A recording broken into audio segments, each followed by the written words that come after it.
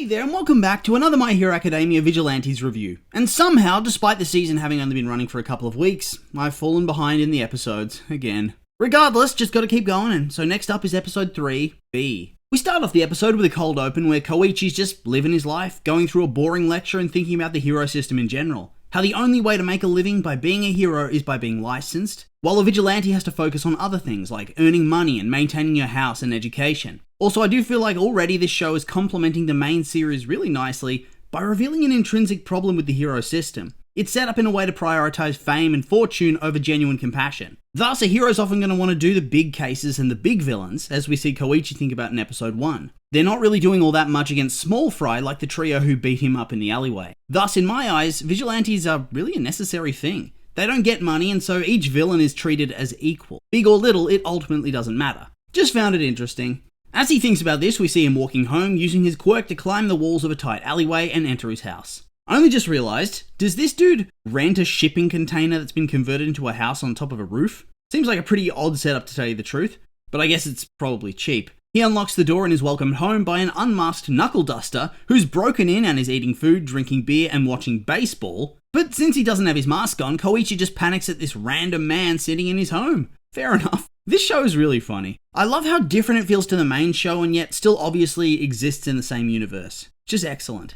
We have the intro theme, which then leads into more scenes of Koichi's house being usurped by everybody in the team. After questioning Knuckleduster about how he even got inside, he discovers a smashed window. He then hears a knock on the door and is confronted by what seems to be a high school girl whom he doesn't recognize, until she barges inside and puts on her makeup, revealing herself to be Popstep. Of course, she too takes over his house, having put up a curtain which cordons off part of the house as exclusively hers, which makes Knuckleduster complain because he thinks the whole house should be shared space. That's why he's there. His day job ended early, and since he was bored, he decided he would just hang out there. Honestly, this is nightmarish for me. I need my own space. Couldn't deal with this. Even worse, he goes to leave for his job and hints that they should leave too, but they stay there instead. And what are you even going to do? You going to piss off Knuckleduster? Nah. My god, this dude's life really does suck, doesn't it? Not even in a traumatic way, just in a plodding, directionless, nothing sort of way. He works in a convenience store, forced to listen to cheesy All Might branded chip ads, whilst getting scolded by his boss, whilst he openly laments that he's made a grand total of 0 friends since he started college.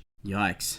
I know that Deku was bullied and all, but at least when he went to UA, he quickly made a heap of friends. This dude legit only has a high school girl idol, and a middle-aged crazy person for his social interactions. Poor dude. We skip over to a Popstep concert where the action begins to happen. She's similarly growing in popularity and attracting more and more fans, including Wolverine and Cyclops from the previous episode. But with all this celebrity comes the potential for creepers, and it seems the world of My Hero Academia is no exception. Surprise, surprise. This little dude appears and is really keen to be able to touch Popstep, and even after a very humorous talking to from Cyclops, is still massively obsessed and shoots up with Trigger, which allows him to overcharge his quirk to become some giant slimy eel, who begins to chase Popstep through the streets begging for physical contact. This poor girl is really going through it. She gets manhandled and almost sexually assaulted by those dudes in episode 1.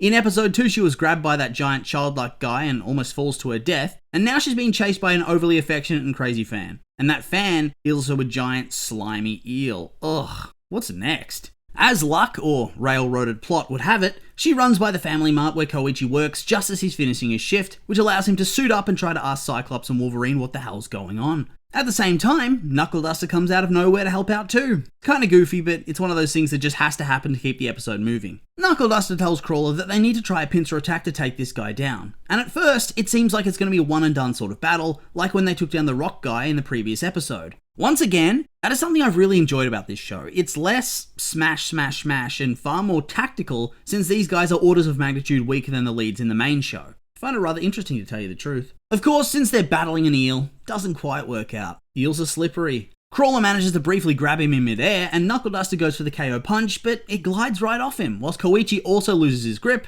and they both tumble down into the convenient garbage bags. Man, I hope they wash their suits a lot. They spend more time in the garbage than they do actually fighting villains. Also, I know that they've said in the show already that Knuckleduster is quirkless, but if I didn't know any better, I'd say he's able to summon a copious amount of garbage bags that can soften a fall from any height with no damage to the person who lands in them. Be handy quirk to have if you ask me, based on how much utility it's gotten across these first couple of episodes. The whole next section is just ridiculous and glorious and hilarious and stupid. After the escape, Koichi calls Popstep and tells her the best way to get this guy to stop is to simply let him shake her hand, whilst Knuckleduster recommends that she should let him cop a feel as well, just to make sure he's content. Bit gross though. That's offset by the fact that I loved the goofy looking animation and the high-pitched voices for Popstep's memory of the phone call. It just upped the absurdity of the scene so much. Then the freak arrives and reaches out a slimy, cold and clammy looking hand. Oh, that's disgusting. I hate this little freak. Completely shuttle-worthy. What's worse is he decides that a handshake isn't enough and he wants a hug and a kiss. Well, that's certainly one way to kiss. This poor girl. She's really going through it, isn't she? She's then saved by the timely arrival of the duo, who douse them in flour before Knuckleduster beats the absolute shit out of this dude and zip ties his hands. Once again, I really love the unconventional tactics that get used to take down foes that are stronger than them or have quirks that they can't counter with their own power.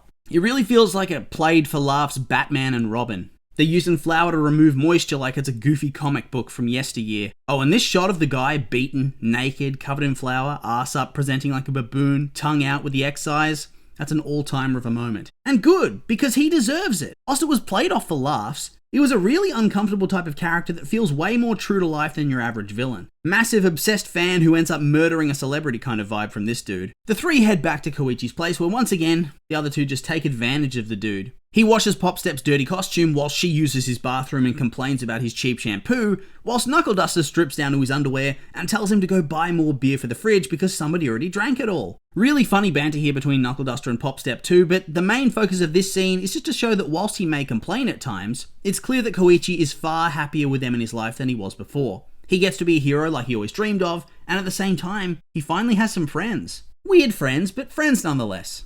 We then cut over to the cops to see what they're getting up to. It's the detective guy from the main show and then some other random dude. They're talking about a possible source of the trigger drug and who could be the main supplier as well as their motive. And yeah, I know these types of scenes are necessary to build some sort of main storyline, but my god, it was dull. I just didn't care much for this scene. It's characters we haven't really been following talking about motives for villains, but in very vague terms. Just felt like a scene that was there to pad out the story a little bit more, to fill out the runtime. Didn't feel like it accomplished much and it wasn't enjoyable either, so big fat bleh.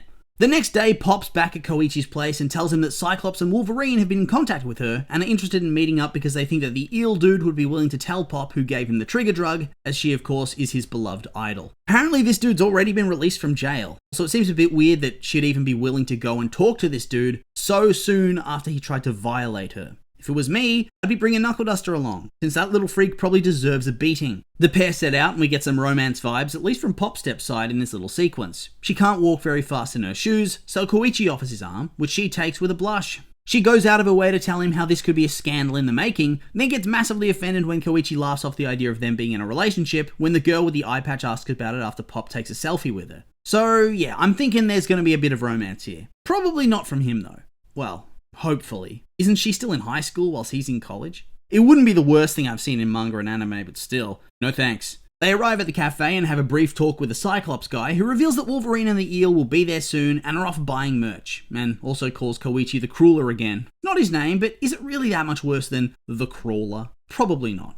So that's the good news. The bad news is that for some reason Knuckleduster is here at this very cafe in full vigilante costume and is liable to start throwing punches at the eel when he turns up to try to get the answers about where he got the trigger to begin with, as in, who dealt it to him. The answer comes quicker than you'd expect based on what happens next. Suddenly, we're back with that girl that asked for a selfie with Popstep, and she's admiring her photo before a massive bee with a needle stinger thing flies into her face and crawls under her eye patch. So suddenly she needs to go to work. And what is her job? Why, she's a villain, of course. She makes excuses to her friends, walks into an alleyway while removing her eye patch, and talks about how her little worker bees filled with toxic chemicals will set the town ablaze. As she does this, a horde of bees erupts from her eye, which is pretty damn horrific to tell you the truth. Ugh. She sends out her bees, which seem to be loaded up with trigger, and boom. Suddenly you have an instant villain crisis on your hands. And this is actually such a crazy dangerous quirk. A quirk tailor-made for a widespread terror attack. Imagine if this character was in the Paranormal Liberation Front or something, and had access to those quirk destroyers. The hero armies would have been wiped out. Now, we only just met her, and already this new villain is awesome and intimidating. Hell yeah. Knuckleduster runs off when he notices the bees, whilst Koichi and the others watch as the heroes arrive in a very epic montage. Man, the part where the heroes are running in is so cool. I gotta say though, how convenient that of all the hundreds of heroes, no, I'm pretty sure it'd be thousands of heroes that operate in Japan, the majority of those we see here are well-known heroes from the original series who all play key roles. I guess they all just happened to be in this area at the same time. Then the fight montage starts, and my goodness, they're certainly getting way too rough with these people. After all, these instant villains were drugged against their will. I mean, yeah, I recognize some force would be necessary, but look at Death Arms. Dude is going to town on the person he's already knocked to the ground.